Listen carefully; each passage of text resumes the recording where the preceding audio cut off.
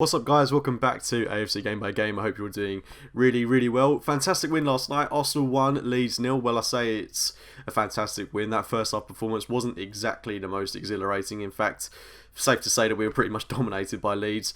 They played really good football, and I think you've got to hand it to Leeds in every aspect of the game. In that first half particularly, really good football, beautiful stuff they played. It's the exact type of pressing game that we should have implemented from the start. It's the type of football we were playing against Manchester United at the weekend, so I'm disappointed that we didn't quite live up to the expectation that we set ourselves following that game against United. So credit to Leeds, they played it as our own game, played it really well. Not clinical enough in front of goal, which is where their downfall was, and we were fortunate they didn't take their chances.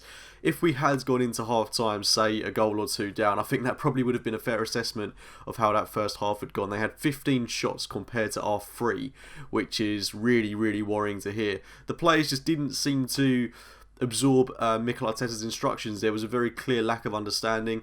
It was kind of the performance we've seen so often this season.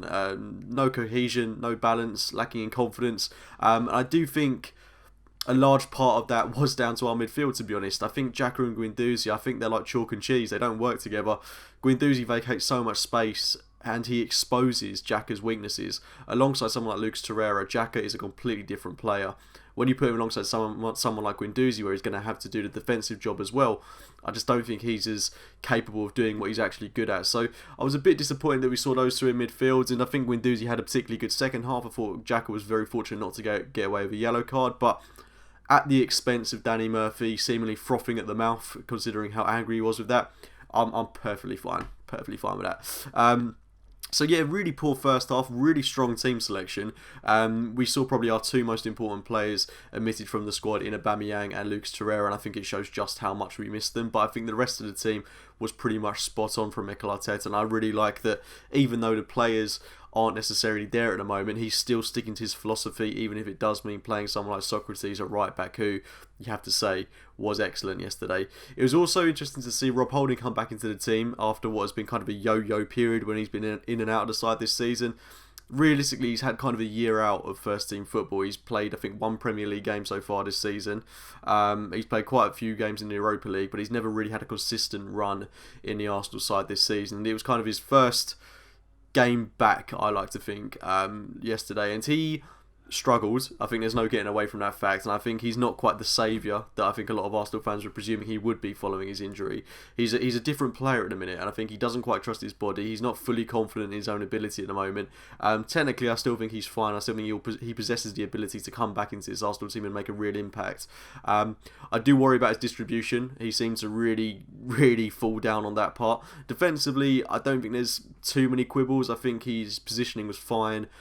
His tackling, his duels were perfectly fine. It was just that distribution really highlights one of his key weaknesses, and I do think missing Callum Chambers for the same injury is a huge loss to us, because he was so influential in the team when he was playing, was fantastic for that period against Chelsea, and he's exactly what we needed at this moment in time. And I think Rob Holding could benefit from a loan until the end of the season.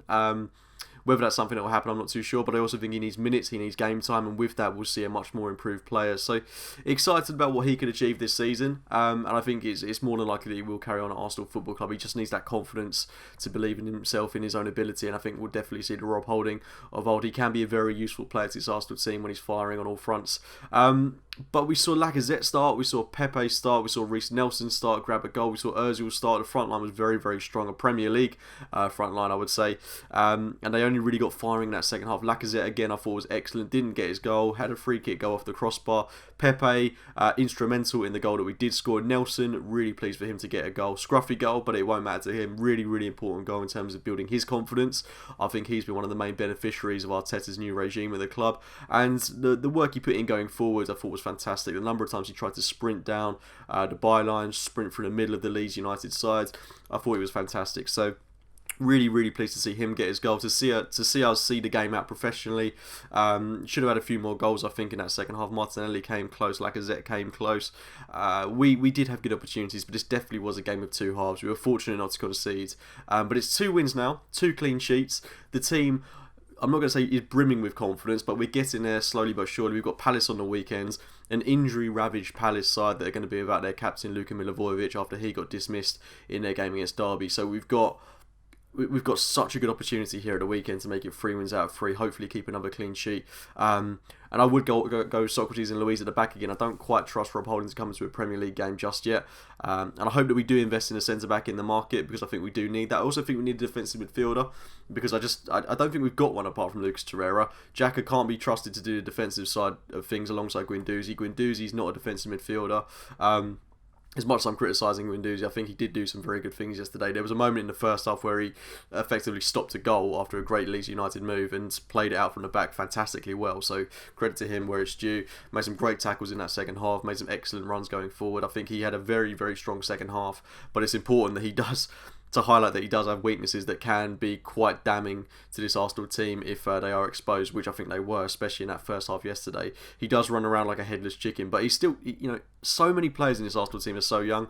Reiss Nelson 20, Guendouzi 20, Saka 18, Martinelli 18. So excited by every single one of them. I'm absolutely buzzing about their development under Mikel Arteta. It's really, really exciting to see. Credit to Leeds, I've got to say, because the football was fantastic. They played really good stuff. They're a side that I'd love to see in the Premier League. I hope that they are able to sustain this towards the end of the season, because notoriously they do drop off towards the end. But they're playing really good football under Bielsa, and fair play for them for bringing a huge section of support down to the Emirates yesterday. Really, really good stuff. A bit disappointed from the Arsenal fans that it wasn't. I wasn't anticipating it would be sold out on a Monday night, early rounds of the FA Cup, but I was expecting a few more seats to be filled, particularly in the lower tiers. It was a bit disappointing from that point of view, but atmosphere around the ground is feeling a lot more positive. It wasn't in that first half, that should be noted, but second half, fans chanting, she wore a yellow ribbon. Great to see. Really looking forward to seeing what Arsenal could do in the FA Cup this season. Bournemouth away next. No easy task there, but I think Bournemouth, given the position they're in, they're going to be focusing on the Premier League. So if they make a few changes in the team, and we go into that team, with all guns blazing, every opportunity to get another win there. So I'm looking forward to that game. Really, really looking forward to it. And I'm looking forward to Palace first and foremost at the weekend. Should be a great game, and I'm just delighted to see Arsenal keep 2 clean sheets on the spin, something I didn't think we'd see this season. To get 2 wins as well, fantastic. And we can still make something of this season. I think that's the most important thing. The FA Cup for me, I know is disregarded by a lot of supporters, but for me, a very important competition. It's a competition I love, and I want to see Arsenal win it this season. Anyway guys, on that note, I'm going to wrap it up there. Drop a like on the video if you've enjoyed it, subscribe to the channel if you are new, and that's it. I'll speak to you very soon. See you later guys.